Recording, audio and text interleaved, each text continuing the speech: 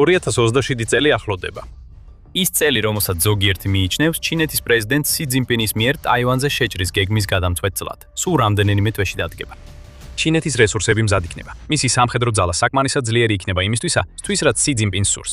მაგრამ ჩინეთს პრობლემა აქვს. წყალში არის რაღაც, რამაც ჩინეთის ტაივანზე შეჭრის გეგმები ჯერ კიდევ დაწყებამდე გაანადგურა. ტაივანს ჩინეთის შეჭერების ბრწყინვალე გეგმა აქვს და ეს დაკავშირებულია რაღაცასთან, რასაც არავინ ელოდა. არაფრის გაკეთება. რატომ? იმიტომ რომ ჩინეთს არ აქვს ის სამხედრო ძალა, რაც ტაივანის დასაპყრობად სჭირდება. და ყველაფერი წყალს ეხება, რომელიც ჩინეთმა უნდა გადალახოს. ეხლა ვიცით, რომ ეს გიჟურად ჟღერს, განსაკუთრებით მაშინ, როცა მხოლოდ ციფრებს შეხედავთ. არ არსებობს არც ერთი სფერო, სადაც ტაივანს უპირატესობა ექნება. თუ უბრალოდ მის სამხედრო ძალას ჩინეთისას შევადარებთ, რომ ნახოთ, ვინ იქნება ზევით. ჩინეთის 2,35,000 მოქმედი სამხედრო პერსონალი სრულად აჭარბებს ტაივანის 230,000. და თუნდაც ტაივანის 1,647,000 რეზერვისტი ჩართოთ ამ შედარებაში, ჩინეთს 510,000 რეზერვი ხვიყავს, რაც მას ადამიანური რესურსის აშკარა უპირატესობას უნარჩუნებს. ჩინეთი ყოველწლიურად 10-ჯერ მეტ ხარჯავს სამხედრო ძალებზე ვიდრე ტაივანი.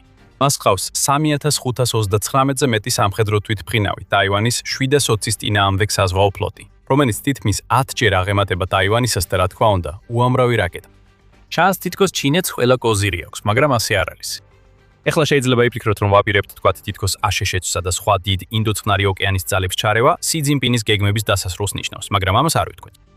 ყველა ეს ფაქტორი შეიძლება ამოქმედდეს, განსაკუთრებით თუ ჩინეთი იმ მთავარ ბერკეტს დაემუქრება, რომელიც ტაივანს დანარჩენ მსოფლიოზე აქვს.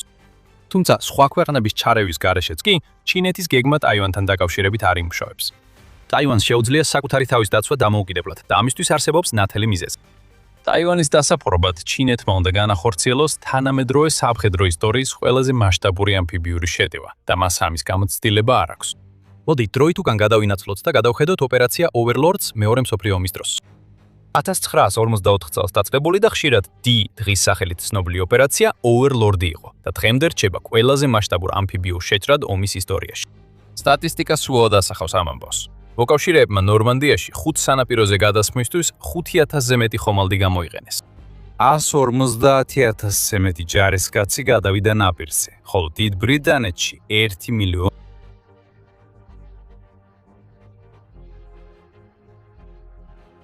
თუ ყველა სხვა მოკავშირესაც დავუმატებთ, დიდ ბრიტანეთში 12 ქვეყნის 2 მილიონი ჯარისკაცი იყო განთავსებული, რომლებიც მზად იყვნენ ბრძოლა გერმანიაში გადაეტანათ. მოკავშირეებს უკვე ჰქონდათ საჰაერო უპირატესობა გადასხმის დაწყებამდე, რაც მათ საშუალებას აძლევდა დაახლოებით 14,000 საბრძოლო გაფრენა განეხორციელებინათ ამფიბიური ოპერაციის მხარდასაჭერად. და მიუხედავად ამისა, ეს გადასხმები წარმოუდგენლად სისხლიანი აღმოჩნდა. მოკავშირეებს დაახლოებით 10,500 ადამიანი დაეღუპათ ან დაიჭრა, როცა ყველაფერი დასრულდა. რატომ გიყვებით ამ ყველაფერს? საქმე იმაშია, რომ ოპერაცია Overlord-ი მოკავშირეებმა შედარებითი უპირატესობის პოზიციიდან ჩაატარეს. ჩინეთს ასეთი პოზიცია არ აქვს, როცა ტაივანზე ამფიბიური შეჭრისთვის ემზადება. რიცხვები შეიძლება ჩინეთის სახალხო განმათავისუფლებელი არმიის სასარგებლოდ იყოს. პირველ რიგში 2 მილიონიანი არმია ისეთი არ არის, როგორც ჩანს. რა თქმა უნდა, შეგვიძლია ვიფიქროთ, რომ ჩინეთი თავის 2 მილიონ ჯარისკაცს მთლიანად ტაივანზე მიმართავს, მაგრამ რეალურად ასე არ მოხდება. ჩინეთს სჭირდება ჯარისკაცების დატოვება ინდოეთის საზღვარზე, რათა იქ თავისი პოზიცია შეინარჩუნოს. ამჟამად დაახლოებით 25,000 ჯარისკაცი იმ რეგიონში იმყოფება. ჩინეთის მასშტაბითაც კი ჯარისკაცები განლაგებულნი არიან სი ძინპინისა და მისი შიდა ინტერესების დასაცავად. თავარი ისაა, რომ ადამიანური რესურსების უპირატესობა თავიდანვე ისეთი დიდი არ არის, როგორც ჩანს. მაგრამ ჩინეთის ბევრად უფრო დიდი პრობლემა არაა ის, რამდენი კაცის გამოყოფა შეუძლია. თავარი სირთულე იმაშია, როგორ გადაიყვანოს ეს ჯარისკაცები ტაივანში. აქ სწორედ წყალი ხდება გადამწყვეტი ფაქტორი. ოპერაცია Overlord-ის დროს 100,000 ჯარისკაცი შედარებით მშვიდი ინგლისის არხის გავლით საფრანგეთში გადავიდა. ეს არხი ინგლისსა და საფრანგეთს ყველაზე ვიწრო ადგილას, დაახლოებით 35 კილომეტრით ყოფს. და ოპერაცია Overlord-ს ძალიან რთული ამინდის პირობების გამო დიდი შეწუხება არ დასჭირებია ერვები. მაგრამ ჩინეთი მას უნდა გადალახოს ტაივანის სრუტე, რომ საერთოდ ჰქონდეს შანსი თავისი ჯარები მტრის ტერიტორიაზე გადასხას. და ეს ბევრ მიზეზთა გამო რთული ამოცანა. პირველ რიგში არის მანძილი. ჩინეთის ჯარებს ტაივანში მისასვლელად გემით დაახლოებით 5-ჯერ მეტი მანძილის გალვა მოუწევთ, ვიდრე მოკავშირეებს ნორმანდიის სანაპიროებზე გადასხმისას. ეს მანძილი დროს ქმნის და ამ დროს ტაივანი შეიძლება გამოიყენოს, რათა გაუშვას საზენიტო რაკეტები ჩინეთის ავიაციის წინააღმდეგ, განათავსოს წყალქვეშა ნავები გემების დასაზიანებლად და გაუშვას ანტიგემის რაკეტები და დრონები ჩინეთის ნებისმიერი ძალის მიმართულებით. ეს რომ არ ვახსენოთ ტაივანის საჰაერო ძალები. გახსოვდეთ, მოკავშირეებს საჰაერო უპირატესობა ჰქონდათ ოპერაცია Overlord-ის დაწყებამდე. ჩინეთს ეს უპირატესობა ტაივანზე არ აქვს, ასე რომ ჩინეთს არ შეუძლია დაუსჯელად დაბომოს პლაჟები და ტაივანის სანაპირო დაცვა ციდან. მაგრამ ეს ყველაფერი იმას ნიშნავს, რომ ტაივანმა რეალურად რაღაც უნდა გააკეთოს. ჩვენ გითხარით, რომ ტაივანს არაფრის გაკეთება არ მოუწევდა. და ამის მიზეზი ისაა, რომ ტაივანის სრუტე აბსოლუტურად დაუნდობელი აკვატორია. ინგლისის არხი მშვიდია, მაგრამ მომაკვდინებელი. ტაივანის სრუტე ყველაზე კარგ ამინჩიც კი წარმოუდგენლად რთულია სანავიგაციო დამინდის გამო. ივნისიდან აგვისტომდე და ისევ ნოემბრიდან თებერვლამდე ტაივანის სრუტეში ხშირია მუსონები და თუნდაც ტაიფუნები, რაც ამფიბიურ ოპერაციებს თითქმის შეუძლებელს ხდის. საუკეთესო შემთხვევაში ჩინეთს მოუწევდა დათანხმებოდა ათეულობით გემისა და ათასობით ჯარისკაცის დაკარგვას, თუ ის ამ თვეებიდან რომელიმეში შეტევას განახორციელებდა. ამიტომ ჩინეთს შეზღუდული აქვს დრო, როდის შეუძლია შეტევა და ეს ნიშნავს, რომ ტაივანს შეუძლია მოემზადოს იმ თვეებისთვის, როცა ტაივანის სრუტე მშვიდია. თუნდაც ჩინეთმა შეტევა განახორციელოს წვიმიან ზაფხულის თვეებში, ეს დაგვიანებები ტაივანს მეტ შესაძლებლობას მისცემს. ჩინეთის გემები დააზიანოს მანამ, სანამ ისინი სანაპიროსთან მიახლოვდებიან. და დაუშვათ, ჩინეთმა შეძლო ამ პირდაპირ მნიშვნელობით შტორმების გადალახვა, მერე რა ხდება? ოპერაცია ოვერლორდის დროს მოკავშირეებს ნორმანდიის სანაპიროებიდან არჩევანის გაკეთება შეეძლოთ. დიახ, ეს სანაპიროები გამაგრებული იყო, მაგრამ ყველა იმ ფაქტორის კომბინაცია, რაც ვახსენეთ, განსაკუთრებით საჰაერო უპირატესობა, იმას ნიშნავდა, რომ მოკავშირეები ძალიან კარგ პოზიციაში იყვნენ ამ სანაპიროების შტურმისთვის. ტაივანის სრულიად სხვა ისტორია. ტაივანის მთიანი გეოგრაფია მნიშვნელოვნად ართულებს ჩინეთის ამფიბიურ დესანტს. ტაივანის დაახლოებით 60% მთებითაა დაფარული. მიუხედავად იმისა, რომ ტაივანს რამდენიმე ათეული სანაპირო აქვს, Newsweek აღნიშნავს, რომ ჩინეთი შეზღუდული იქნება და ჯარის გადასმა მხოლოდ 20-ზე ნაკლებ წითელ სანაპიროზე შეეძლება. ყველა ეს სანაპირო და მათი სანაპირო ზოლი გამაგრებულია და ჩინეთს მაინც მოუწევს თითქმის შეუძლებელი რელიეფის გადალახვა ტაიბეის მისაღწევად, სადაც დაიწყება ურბანული ბრძოლები და ჩინელი ჯარისკაცების მცირე ნაწილი, ვინც იქამდე მიაღწევს, სერიოზულად არახელსაყრელ მდგომარეობაში აღმოჩნდება. ეს ისევ ადამიანურ რესურსებს გვაბრუნებს. ადრე ვახსენეთ, რომ ტაივანის არმიას ჩინეთის არმიასთან შედარებით ნაკლები ადამიანური რესურსი აქვს, თუნდაც რეზერვების ჩათვლით. მაგრამ ეს მხოლოდ მშრალი ციფრებია. რეალურად ჩინეთს სჭირდება 100,000-ობით ჯარისკაცის შინ ქვეყნის დასაცავად დატოვება, ხოლო ტაივანს ჰყავს 1,6 მილიონზე მეტი რეზერვისტი მოქმედი არმიის გარდა, რომლებსაც ყველას ერთი მიზანი ექნებათ: საკუთარი ქვეყნის დაცვა. ჩინეთს მოუწევს ამ რიცხვების გათანაბრება, მაგრამ ტაივანის სრუტეში არსებული პირობები ამას პრაქტიკულად შეუძლებელს ხდის. საბოლოო ჯამში პრობლემა მხოლოდ ჯარისკაცების გადასმა კი არ არის, არამედ მათი მომარაგებაც. სტაბილური მომარაგების მარშრუტების შექმნა ტაივანში, მაშინაც კი თუ ჩინეთი შეძლებს რამდენიმე წითელ სანაპიროზე ფეხის მოკიდებას, ლოგისტიკური კოშმარია. ტაივანს აქვს გემსაწინააღმდეგო და საჰაერო თავდაცვის რაკეტები, ძალიან თანამედროვე რაკეტები, რაც მისი შეერთებულ შტატებთან ურთიერთობის დამსახურებაა.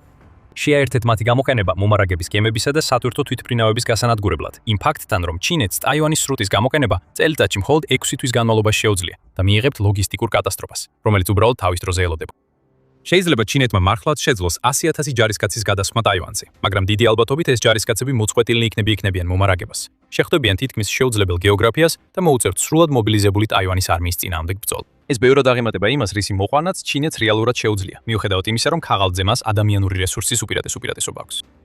ადმირალი ალი შიმინ, რომელიც ტაივანის შეიარაღებული ძალების გენერალური შტაბის უფროსი იყო 2019 წლამდე, ამას სრულყოფილად აჯამებს, როდესაც 2023 წელს The Economist-თან საუბარში აღნიშნავს. ეს მათი სუსტი წერტილია, ამბობს ალი გამოცემასთან. თუ ტაივანი არ დანებდება, როგორც კი დადგებით ნაპირზე, მაინც მოგიწევთ ბრძოლა გარკვეული პერიოდის განმავლობაში. შეიძლება 1 კვირა, 2 კვირა, ან რამდენიც არ უნდა იყოს. სად არის თქვენი ლოგისტიკა? თქვენი ლოგისტიკური მხარდაჭერა უნდა გადმოვიდეს სრუტეზე, მაგრამ ჩვენსაც ეს არ სჭირდება. ჩვენს ეზოში ვებრძვით. 2023 წლიდან არაფერი შეცვლილა. და ეს ნიშნავს სისა და ჩინეთისთვის, რომ ჩინეთის გამარჯვების გზა ძალიან ვიწროა. თუნდაც არ გავითვალისწინოთ სხვა ქვეყნების ჩარევა ტაივანის დასაცავად. მაგრამ საქმე კიდევ უფრო ღრმაა. სის ტაივანზე შეთრა მხოლოდ იმით არ აიხსნება, რომ ტაივანის გარშემო წყლები უშლის მის გეგმებს ხელს. ჩინეთის სამხედრო ძალა ისეთი არ არის, როგორიც ჩანს. ქვეყნის ეკონომიკა თითქმის კოლაფსის ზღვარზეა და არც კი იმუშავებს რაკეტებით დატვირთული სტრატეგია, რომელიც ამფიბიური შეჭრის წინ აისჩევა. ბატონო, სანამ ამ კითხვებზე პასუხს გაგცემთ, შეგახსენებთ, რომ თქვენ უყურებთ The Military Shows. ამიტომ ვქმნით ვიდეოებს, რომ გაჩვენოთ, როგორ მოძრაობს ძალა სინამდვილეში. თუ ჯერ არ გაქვთ გამოწერა, ერთი წამით დააჭირეთ ღილაკს, რომ ნახოთ მეტი მსგავსი ვიდეო. ეხლა ჩინეთის სამხედრო ძალა. მას მხოლოდ ის აბსოლუტური კოშმარი არ ელის, რაც ტაივანის სრუტის გადაკვეთა და მომარაგების გზების შენარჩუნებაა. ჩინეთს ასევე უწევს ამ ყველაფრის გადალახვა იმ პირობებში, როცა მისი სამხედრო ძალა, მიუხედავად იმისა, რომ ქაღალდზე უზარმაზარია, რეალური საბრძოლო გამოცდილება არ აქვს. აშშ-ის ყოფილი თავდაცვის მინისტრმა და ცენტრალური სადაზვერვო სააგენტოს ხელმძღვანელმა რობერტ გეიტსმა ეს აღნიშნა მაისში CBS-ის გადაცემაში Face the Nation მიცემულ ინტერვიუში და განაცხადა: დღეს არც ერთ ჩინელ გენერალს ან ადმირალს არ აქვს საბრძოლო გამოცდილების ერთი დღეც კი. ბოლოს ამ ხალხმა ბრძოლა 1969 წელს იბრძოლა და მაშინ ჩრდილოეთ ვიეტნამელებმა სერიოზული ზიანი მიაყენეს მათ. ის გენერლები უკვე დიდი ხანი აღარ არიან, ისინი სი ძინპინმა გაწმინდა. და ეს კიდევ ერთი პრობლემაა, რომელსაც ჩინეთი აწვდება. ქვეყნის თავდაცვის სამინისტრო ქაოსშია. მაისში ჩინეთის ორ ყოფილ თავდაცვის მინისტრს, ვეი ფენგეს და ალი შანგშანგფუს, პირობითი სასიკვდილო განაჩენი გამოუტანეს, თითქოს ქრთამის გამო. თუმცა არანაკლებს ავარაუდოა, რომ ისინი სი ძინპინს გარკვეულ საკითხებში არ ეთანხმებოდნენ. ორივე მათგანი ჩინეთის პრეზიდენტმა ჩამოიშორა და ახლა ისინი ყველაზე მკაცრ სასჯელს ელოდებიან, რაც ჩინეთმა სამხედროების მრავალწლიანი წმენდის პერიოდში მიუსაჯა. და ასეთი მასშტაბური წმენდის ხსენებაც თავისთავად სერიოზული საკითხია. სტაბილურობა სახალხო განმათავისუფლებელ არმიაში არ არსებობს. მიუხედავად მისი მასშტაბებისა და ჩინეთის ინვესტიციების ოდენობისა, კორუფცია და წმენდები ანგრევს ნებისმიერ სერიოზულ სტრატეგიულ გეგმას, რაც შეიძლება ჩინეთს ტაივანისთვის ჰქონდეს. 2025 წლის ოქტომბერში ჩინეთის კომუნისტურმა პარტიამ კორუფციასთან ბრძოლის ფარგლებში ქვეყნის 9 უმაღლესი გენერალი გააძევა. არა რომ მნიშვნელობა ჰქონდეს, ჩინეთის სამხედრო ძალა ადამიანური რესურსის გარდა მთლიანად გახსნილია. აირას წერდა National Interest 2026 წლის იანვარში, როცა აღნიშნა, რომ კორუფცია ჩინეთის სამხედრო ძალებში იმდენად გავრცელებულია, რომ ზოგიერთი თხევადსაწვავიანი რაკეტაც კი, რომელსაც ჩინეთი ტაივანის წინააღმდეგ გამოიყენებდა, სინამდვილედ გულში წყლით არის სავსე. ისინი ვერაფერს გააკეთებენ გაშვების ბრძანების მიღებისას. ასე რომ ხედავთ, როგორ ასუსუსტებს ჩინეთი საკუთარ თავს შიგნიდან, როცა საქმე ტაივანის შეჭრას ეხება. კიდევ ერთხელ ტაივანს არაფრის გაკეთება არ სჭირდება. ეს პრობლემა მთლიანად ჩინეთის შექმნილია და იმ დესტაბილიზაციას, რაც ამას მოჰყვა, კიდევ უფრო მეტი სირთულე მოხვება ამფიბიური შეჭრისთვის, რომელიც ისედაც საფრთხეთ სავსეა საფრთხეებით. და წმენდები კიდევ უფრო ღრმა ვიდრე გონიათ.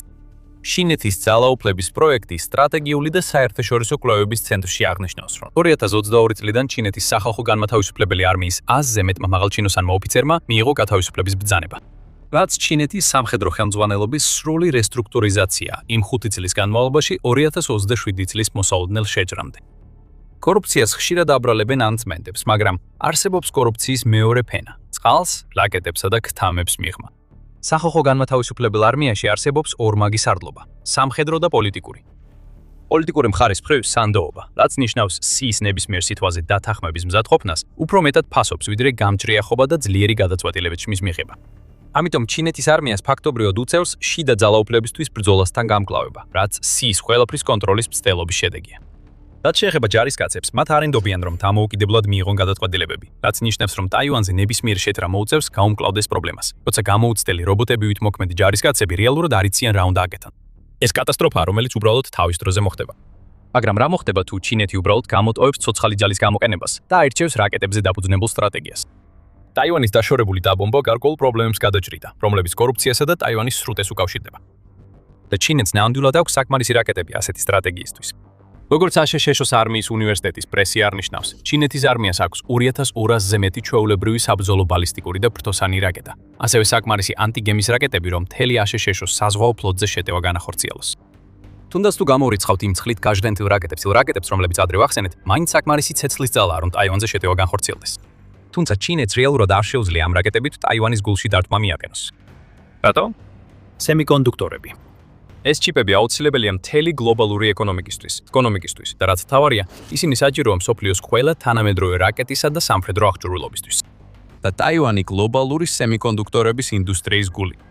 გლობალური ტაივანის ინსტიტუტის ცნობით, ქვეყნის სემიკონდუქტორების ტესტირების და ჩეფუთვის ინდუსტრიებმა მარტო 2023 წელს ბაზრის 50% დაიკავეს. ამჟამად ტაივანი აწარმოებს ყველაზე თანამედროვე ჩიპების 90%-ს და სემიკონდუქტორების ფაბრიკაციის ბაზრის 70%-ს იკავებს. მთელი მსოფლიოს ტექნოლოგიური სიცოცხლის ძარღვი ტაივანურ ჩიპებზე გადის და ჩინეთიც ისევეა დამოკიდებული როგორც ყველა სხვა. საგარეო ურთიერთობათა საბჭო ამას უსვამს ხაზს. აღნიშნავს, რომ ჩინეთი ყოველწლიურად 400 მილიარდი დოლარის ღირებულების სემიკონდუქტორებს იმპორტირებს და ამ სფეროში მხოლოდ 16%-იან თვითკმარობას მიაღწია. მიუხედავად იმისა, რომ 2025 წლისთვის მიზნად 70%-ს ისახავს. რაც უფრო ცუდია, ჩინეთი არ აწარმოებს იმ სემიკონდუქტორებს, რომლებიც გამოიყენება თანამედროვე შეიარარებაში. ტაივანი კი აწარმოებს. რა თქმა უნდა, ეს ერთ-ერთი მიზეზია, რის გამოც ჩინეთს ტაივანი სურს. თუ ნახევარგამტარებს აკონტროლებ, სამყაროს აკვისოს. აკონტროლებ ისე, რასაც ბევრი სათანადოდ ვერ ეფასებს. აი სწორედ ეს ხდის რაკეტებზე დაფუძნებულ სტრატეგიას ჩინეთისთვის ასეთ საშიშს. შეიძლება კვირების განმავლობაში ესროლოს რაკეტები ტაიპეის, მაგრამ საკმარისია ერთმა რაკეტმა არასწორად იმოქმედოს და მსოფლიოს მოწინავე ნახევარგამტარების მიწოდება განადგურდება. ტაივანი ამას კარგად იცის და შესაძლოა მას ჰქონდეს ეგრეთ წოდებული სილიკონის ფარის გეგმაც კი. რომლის მიხედვითაც თუ ჩინეთი შეჭრით დაემუქრება, ტაივანი ან გაანადგურებს, ან მინიმუმ გაანადგურებით დაემუქრება საკუთარ ნახევარგამტარ ინდუსტრიას. უკვე რამდენჯერმე ვახსენეთ სხვა ძალების ჩარევა. სწორედ ამიტომ მოუნდებათ ამ ძალებს ჩართო. თუ ტაივანის ჩიპების ქარხნები დაინგრევა, იქნება ეს ჩინეთის ხელით, თუ თავად ტაივანის მიერ. ეს გამოიწვევს კატასტროფას, რომელიც პარალიზებას გაუკეთებს სამხედრო მომარაგებას და შეიძლება ითქვას მთელ მსოფლიოს. აი რას ნიშნავს ზეწოლის ბერკეტი. ტაივანს მხოლოდ იმის მუქარა სჭირდება, რომ ყველაფერს ააფეთქებს და ამით მთელი მსოფლიოს ელექტრონიკის სფეროსაც ჩამოშლის. მხოლოდ ეს მუქარაც კი საკმარისი იქნებოდა, რომ მსოფლიოს ყურადღება ჩინეთისკენ მიეპყრო, რაც ძლიერ ზეწოლას გამოიწვევდა და სი ძინპინს უკან დახევას აიძულებდა. მაგრამ ტაივანს შეიძლება არც კი დასჭირდეს ასე შორს წასვლა. აიღეთ წყალი, სამხედრო არაკომპეტენტობა, კორუფცია და ჩიპები და მიიღებთ დამღუპელ ნაზავს სი ძინპინისთვის და მისი ტაივანის გეგმებისთვის. მაგრამ ამ ყველაფერს კიდევ ერთი პრობლემა ემატება, რომელიც ხელს შეუშლის ნებისმიერ ხანგრძლივ სამხედრო მოქმედებას, რომლის წამოწყებასაც ჩინეთი აპირებს. ჩინეთის ეკონომიკა პრობლემებშია. საცხოვრებელი ბუშტი აფეთქების ზღვარზეა და ეს მნიშვნელოვნად დააზიანებს ჩინეთის შესაძლებლობას გააგრძელოს ტაივანში შეჭრა. ატლანტიკური საბჭოს განცხადებით, იანვარში ჩინეთის საცხოვრებელი ბაზარი უკვე მეხუთე წელია, რაც ვარდნაშია. ანალიტიკური ცენტრის თქმით, ჩინეთის ბაზარზე 80 მილიონი გაუყიდავებინა. ასევე ანალიტიკური ცენტრი აღნიშნავს, რომ ერთი ჩინელი ეკონომისტის აზრით, ჩინეთში დეველოპერებისა და სამშენებლო კომპანიების 80% მომდევნო წლებში ბაზარს დატოვებს. ჩინეთში არსებობს მთელი მოჩვენებითი ქალაქები, რომლებიც აშენებულია, მაგრამ უმეტესად დაუკავშირებელია და ნელ-ნელა გადაჭარბებული ინვესტიციების დამპალ ნარჩენებად იქცევა იმ ინდუსტრიაში, რომლის მუდმივ ზრდაშიც ჩინეთს სჯეროდა. DW ამატებს, რომ ჩინეთში უძრავი ქონების ბუშტმა უკვე აიყვანა ფასების საშუალო ხელფასის 17 ჯერ მეტზე, რაც უმეტესობისთვის უბრალოდ მიუწვდომელია და ეს აჩვენებს, რატომ არსებობს მოჩვენებითი ქალაქები საერთოდ. ჩინეთის უძრავი ქონების ბუშტი თითქმის მაქსიმალურ ზომას მიაღწია, მალე ის გასკდება. და როცა ეს მოხდება, მას ჩინეთის მთელი ეკონომიკა მიყვება. შეიძლება ითქვას, რომ ბუშტი უკვე გასკდა, რადგან ჩინეთი უკვე კრიზისშია და აღდგენის ნიშნები თითქმის არ ჩანს. მაგრამ როგორც სიტუაცია გაუარესდება, ჩინეთის ეკონომიკური სისუსტეები უფრო თვალსაჩინო გახდება. საცხოვრებელი სექტორის გარდა, ჩინეთის ეკონომიკა ძლიერ არის დამოკიდებული ექსპორტზე. იაპონია, აშერეში, სამხრეთ კორეა და ტაივანი ჩინეთის ექსპორტის 21,11% შეადგენენ. თუ ჩინეთი ტაივანს შეიჭრება, ეს ოთხივე ქვეყანა შეიძლება შეწყვიტოს ჩინეთისგან პროდუქციის შეძენა და ჩინეთს სერიოზული პრობლემი შეექმნება. ევროპის კავშირი როგორც ერთიანი გაერთიანება კიდევ ერთი მთავარი მომხმარებელია. მათაც შეუძლიათ შეწყვეტონ ჩინეთისგან პროდუქციის შეძენა, რაც ჩინეთზე კიდევ უფრო მეტ ზეწოლას მოახდენს. ინდოწყნარი ოკეანისა და მიმდებარე რეგიონებში, ისეთ ქვეყნები როგორიცაა ფილიპინები და ვიეტნამი, შესაძლოა ასევე შეწყვეტონ ჩინეთისგან პროდუქციის შეძენა, რადგან ისინი უკვე ედავებიან მინერალური რესურსების უფლებებსა და მცირე კუნძულების კონტროლს სამხრეთ ჩინეთის ზღვაში, რაც ნიშნავს, რომ ჩინეთის ეკონომიკური სისუსტის მომენტს აუცილებლად გამოიყენებენ. და ჩინეთს ამ ყველაფერზე ბევრი არაფერი შეუძლია. მას აქვს პროდუქციაზე დაფუძნებული ეკონომიკა და თითქმის არ გააჩნია ბუნებრივი რესურსები, როგორიცაა ნავთობი და გაზი, რომლებსაც შეიძლება დაეხტნოს, როგორც ეს რუსეთმა შეძლო და შექმნა ჩრდილოვანი ეკონომიკა, რათა უკრაინაში ომი გაეგრძელებინა. ფული უბრალოდ აღარ შემოვა. და როდესაც ტაივანზე შეჭრა დაიწყება და მეტი თანხა სამხედრო ხარჯებში გადაიტანება, ეს პრობლემა კიდევ უფრო გამწვავდება. საცხოვრებელი კრიზისი ფართოვდება და ჩინეთი იმავე გზას ადგას ეკონომიკური განადგურებისკენ, რასაც ახლა რუსეთში ხედავთ. აქ აშკარად ვიტყვით, ჩინეთს ფული სჭირდება, რომ ტაივანზე შეჭრა გააგრძელოს. თუ მისი ეკონომიკა დაინგრევა, რასაც სხვა ქვეყნების მხრიდან ჩინეთზე სავაჭრო ზეწოლად შეუწყობს ხელს, ეს იქნება სასიკვდილო დარტყმა შეჭრისთვის, რომელიც თავიდანვე ძალიან დიდ რისკებს შეიცავს. და კიდევ ერთხელ, ტაივანს ბევრი არაფრის გაკეთება მოუწევს, გარდა იმისა, რომ ჩინეთთან ვაჭრობა შეწყვიტოს და შემდეგ თავისი ჩიპების ინდუსტრიასა და მის მნიშვნელობაზე დარწმუნებით, მოკავშირეები დაარწმუნოს, რომ ზეწოლა გააძლიერა. ამიტომ ტაივანის გეგმა ჩინეთის შეჭრის შემთხვევაში მარტივია. დაემოვიდრე. ტაივანის გეოგრაფიის, თანამედროვე სამხედრო ტექნოლოგიებისა და გეოპოლიტიკური მნიშვნელობის კომბინაცია ნიშნავს, რომ მას შეუძლია გაუძლოს ქარიშხალს. ჩინეთს არ შეუძლია პირდაპირ მნიშვნელობითაც კი, რაც ტაივანის სრუტეს ეხება, მაგრამ ასევე ეკონომიკურად, სამხედრო თვალსაზრისით და გეოპოლიტიკური ჯოჯოხეთის პირობებში, რომელშიც ჩინეთი აღმოჩნდება თუ სი თავის გეგმებს განახორციელებს. ინვაზია დასრულებულია, სანამ ის საერთოდ დაიწყება. ტაივანს ყველა კოზირი აქვს. ეხლა წარმოიდგინეთ ეს, რა მოხდება თუ უკრაინა ჩაერთვება. მას შემდეგ, რაც უკრაინამ თავი დაამკვიდრა როგორც მსოფლიოს უპილოტო აპარატების ექსპერტმა, არ არის რთული წარმოიდგინოთ, რომ უკრაინა ტაივანს შესთავაზებს საზღვაო დრონებს, რაც ტაივანის სრუტეს კიდევ უფრო სახიფათოს გახდის. Euromaidan პრესი უწყება, რომ უკრაინა უკვე ცდილობს დრონების შეთავაზებას ტაივანისთვის და ეს დრონები საზღვაო თუ საჰაერო. საკმარისზე მეტად საშიშია, რომ ტაივანის სრუტეში ჩინეთისთვის კიდევ უფრო მეტი პრობლემა შექმნას. გსურთ გაიგოთ რატო? მაშინ ნახეთ ჩვენი ვიდეო, სადაც ვსაუბრობთ უკრაინის მიერ რუსეთის ფლის ფლოტზე განხორციელებულ მსოფლიოში პირველ თავდასხმაზე. თუ მოგწონთ ეს ვიდეო, არ დაგავიწყდეთ გამოწერა და მელეთერი შოუზე, რომ მეტი იხილოთ. და როგორც ყოველთვის, მადლობას გიხდით ყურებისთვის.